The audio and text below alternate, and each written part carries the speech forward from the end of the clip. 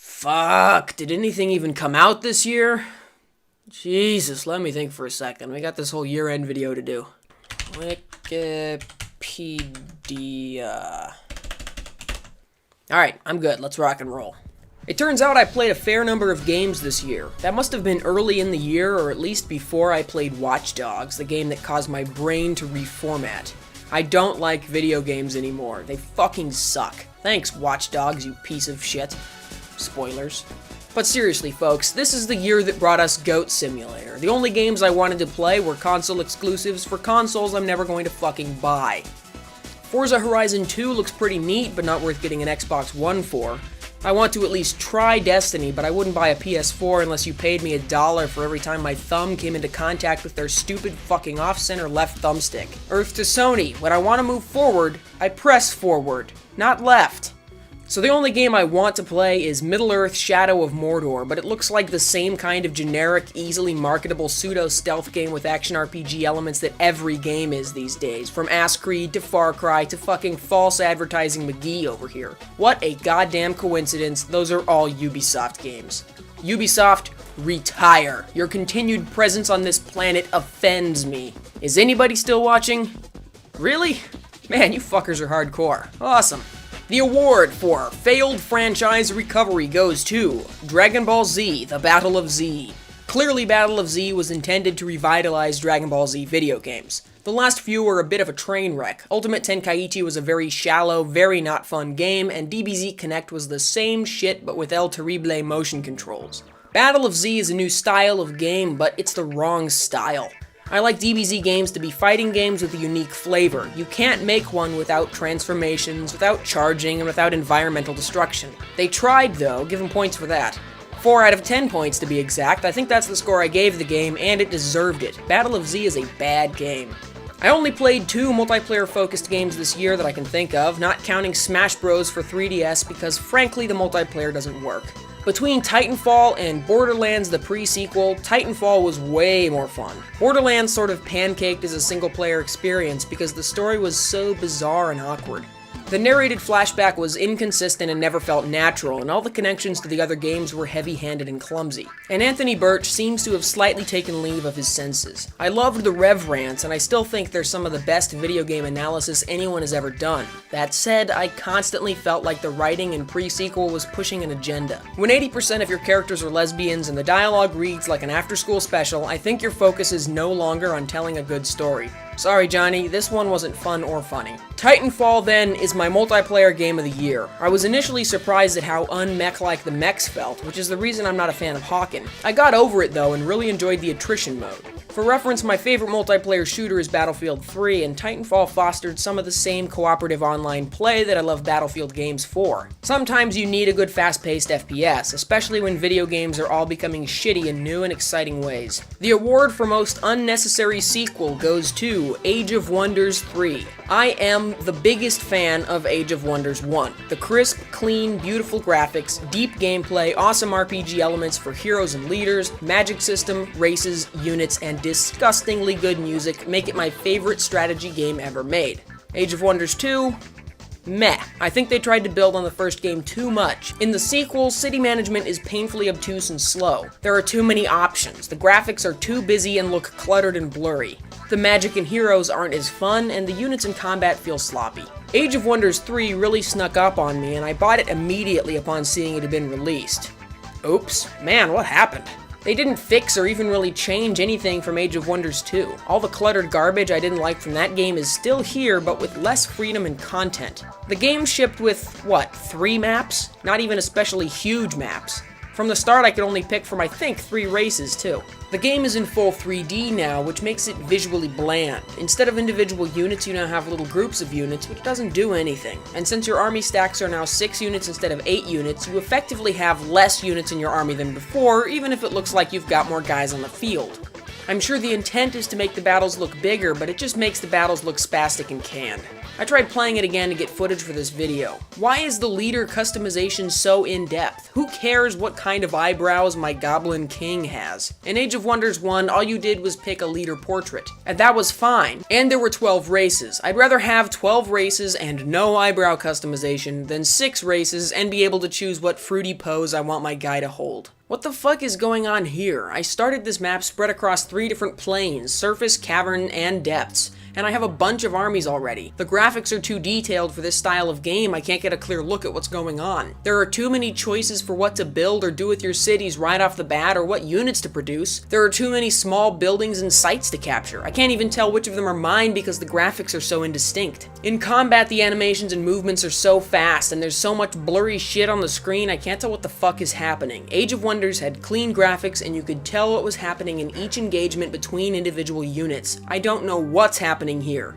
I hate this game, man. I shouldn't because the first one was a masterpiece and the second could have been a great learning opportunity. I don't think it's even all that bad, but it is worse than the last 2 games, so why would I ever play it? They got steadily worse. That shouldn't freaking happen. Even the music is emotionless big orchestra remakes of the great original tracks. It is such a hollow experience.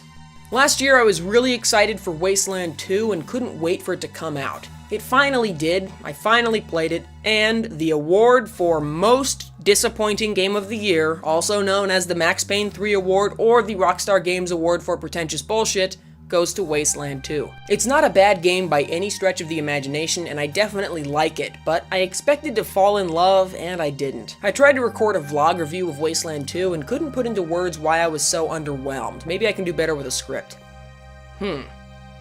Nope. There's definitely that old school charm of games like Fallout mixed with some of the gameplay sensibilities of the new XCOM or Jagged Alliance. I'm glad they kept a time unit system, which makes it feel more in-depth than those newer games. And the addition of a cover system keeps the battles from devolving into a bunch of guys standing in a field and plugging each other like in Fallout 1 and 2. It's not a Civil War game. Some stuff about it just felt tedious, though. You collect a stupidly huge amount of random items that don't do anything, but look like they might do something. This is just some kind of in-joke, a callback to the bizarre inventory clutter from old adventure games. It's an awfully huge annoyance just to make a callback joke. Your characters have weight limits, of course, and you're already packing around as much ammo you can afford, quest items, and loot. As with most RPG games, there's a heavy focus on technical characters. I don't know anybody who plays a straight fighter-type character in Deus Ex, System Shock, or any Elder Scrolls game. So much game content, be it storylines or fun or special items, are hidden behind locked doors that you have to play a technical character to get the full experience. A fighter or soldier character is for your second playthrough when you've already seen the good stuff and just want to blitz through. Wasteland 2 has so many technical abilities, your whole team has to be devoted to it. After the first few ability levels, the cost to increase them is so high that each character can only really focus on one ability. Because the difficulty of door locks, safe locks, electronic locks, traps, alarms, and toasters increases so fast. So the game combat is more difficult because all of your characters are nerds, and the game is unreasonably stingy with ammo. The game started to become more difficult as the ammo stores ran out, and I lost interest before I felt like the plot really picked up. I got several good hours of fun out of it, but never felt fully absorbed. Some of the areas and towns are too big and too bland, and at least when I played it, every enemy on screen would get a free reaction turn as soon as combat started, making all your best laid ambushes totally pointless. That may have been tweaked with a patch, but it certainly discouraged me from continuing to play. Overall, I was disappointed with Wasteland 2. I'm impressed that the project was finished, and the physical release was kinda cool, but this is still not a worthy successor to Fallout 2. The Nintendo needs money, let's crank out a pointless handheld cash-in before the release of a real follow-up to a successful series award goes to Smash Bros. For the 3DS. This isn't a real game. It has multiplayer options, but the multiplayer on handhelds has always been too laggy and broken to do anything with. The stages of Smash Bros. Now do most of the fighting themselves. They're so busy and packed with hazards that a match can be decided without a punch being thrown. If you just wait long enough, somebody will fuck up a transition and get killed by a scrolling screen or a changing platform.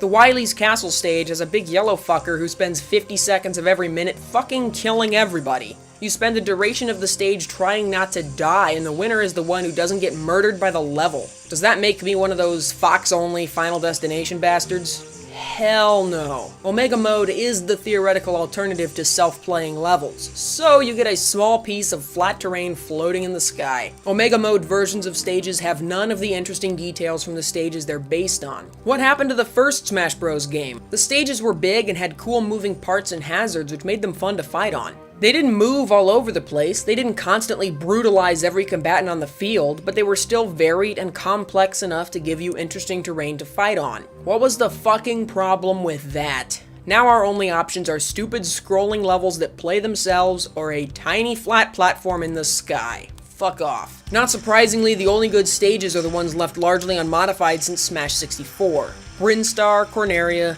Jungle Japes, and that's it. The only new stages that don't suck are the boxing ring, and that's the end of the list. And then there are the new characters, most of whom have never even had an attack in any game they've been in. Most of them never fucking moved. Peach has moves inspired by pulling plants in Mario 2, which is stupid because every character in Mario 2 pulled plants like that. You could give the same moveset to Toad, Mario, or Luigi. And then there's nonsense like Rosalina and the Wii Fit Trainer. They do swoopy dances and yoga poses to do damage somehow. Most of the characters in this franchise now are such a stretch to put into a fighting game. They're even difficult to fight because their moves don't look like what they do. One of those characters does a vague posing motion and suddenly you're moving around or taking damage in a way that doesn't have any correlation to what they're fucking doing. And who wants to play as these characters? The point of Smash Bros. Is what if fights between combatants from different games. Nobody ever wondered what it would be like if Peach fought Mr. Game & Watch. Who the fuck is Lucario? And Greninja? Pokemon used to be fantasy versions of animals, like animals with elemental design and attacks. Now they're just based on random shit. Greninja, the scarf Pokemon. The ninja Pokemon? What the fuck kind of animal wears a scarf and is a fucking ninja? This is bullshit. Lucario looks like he's from another game. How the fuck is that a Pokemon? Anyway, the game is kinda fun if you only play one-on-one fights. The single-player modes aren't that inspiring. Some of the new weapons are bullshit. Did the game need an improved version of the fucking hammer?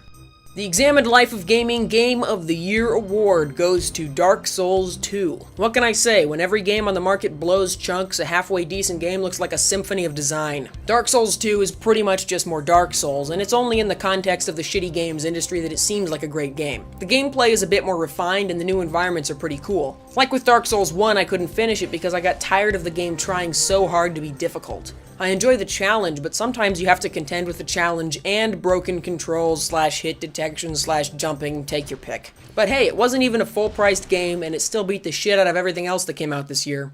You know what was a full-priced game? The winner of the worst game of all time. Watch_dogs (TM). What a fucking piece of shit. Everything about it feels like a shitty version of Sleeping Dogs, and not just because of the similar names. Bad story, bad stealth, bad combat, bad driving, bad world design, and a terrible hacking mechanic. What a joke. What a lie to even call it hacking. It's an extendable arm that lets you press buttons from a fucking distance. The game feels unfinished. Surely it was meant to have more hacking in it. Surely there was going to be more to do than just wander around doing randomly generated shitty content. It plays like a neutered, half-baked version of Assassin's Creed, and there have already been enough of those fucking things. Ubisoft are the devil. 2014 was a year that shook my faith in gaming as a hobby. My interest is slowly being rekindled as I look at games I'd like to play, and also by playing a lot of older games on my older systems. If anyone can give me a compelling reason why I should purchase another fucking iteration of Assassin's Creed instead of spending 1/10 the price on a cool gem for the N64 I never got around to, I'd love to hear it. That's all I got for now, but I'll see you guys next time. Thanks for watching, and thanks for the great year. The real question is if I can get the volume of the speakers loud enough to overwhelm the volume of a Quantum Fireball hard drive. I don't think I can.